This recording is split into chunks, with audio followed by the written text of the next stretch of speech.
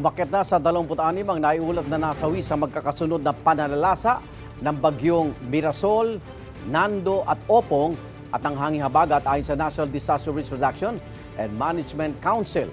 Sa Masbate, nagdeklara na ng state of calamity dahil sa kabi-kabilang pinsalang iniwan ng bagyong Opong. Siyam ang naitalang nasawi roon, kabilang isang teenager na lalaki. Dadaganan kasi ng gumuhong pader ang kanilang bahay sa kasagsagan ng bagyo. May unang balita si JP Soriano. Mabait, malambing na anak at apo at isang mabuting kaklase na puno ng pangarap sa buhay ang 16 na taong gulang na si Brian Bolaño. Pero sa kasagsagan ng bagyong Opong sa Masbate City nitong Biyernes, ang kanyang buhay maagang natapos. Pasado alas 4 ng madaling araw habang nasa loob ng kanilang bahay, nabagsakan ng gumuhong pader ng kapitbahay ang mismong silid kung nasaan si Brian.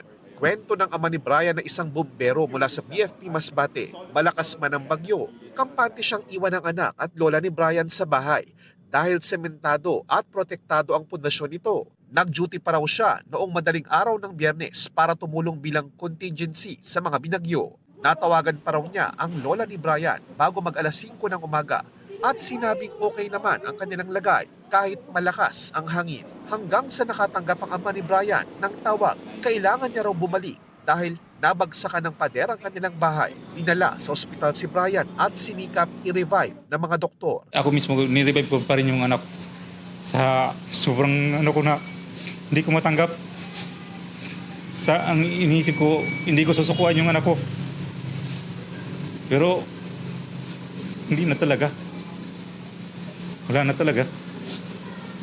Isa si Brian sa 9 na namatay sa probinsya ng Masbate dahil sa bagyong Opong. Hindi bababa sa 10 katao pa ang vine-verify ng PDRRMC ng Masbate kung may direktang kaugnayan ng pagkamatay sa bagyong Opong. Problema pa rin sa probinsya hanggang ngayon ang mga nagtumbahang poste ng linya ng kuryente at mga higanteng punong binali ng malakas na hangin. Wala pa ring maayos at stable na linya ng komunikasyon ayon kay Masbate Governor Richard Ko. Nabanggit ng Masbate Electric Cooperative na posibleng abutin ng 1 buwan bago tuluyang maayos ang supply ng kuryente sa buong probinsya. Nangako raw ang Department of Energy na tutulong sa lalong madaling panahon para mas mapabilis ito. Nagsabi na rin daw ang mga nangungunang telcos na puspusan ang kanilang pagsasaayos ng signal. Isa sa mga pangunahing problema ng mga taga-Masbate ngayon ay pagkain at tubig. Naiparating na raw ang first batch ng deliveries ng pagkain at tubig at dadalhin na ang mga susunod na batch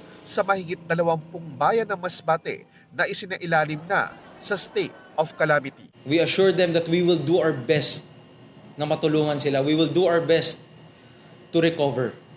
We will do our best na makabangon ang Masbate. Mula rito sa Masbate, ito ang unang balita, JP Soriano para sa GMA Integrated News. Igan, mauna ka sa mga balita, mag-subscribe na sa GMA Integrated News sa YouTube para sa iba't ibang ulat sa ating bansa.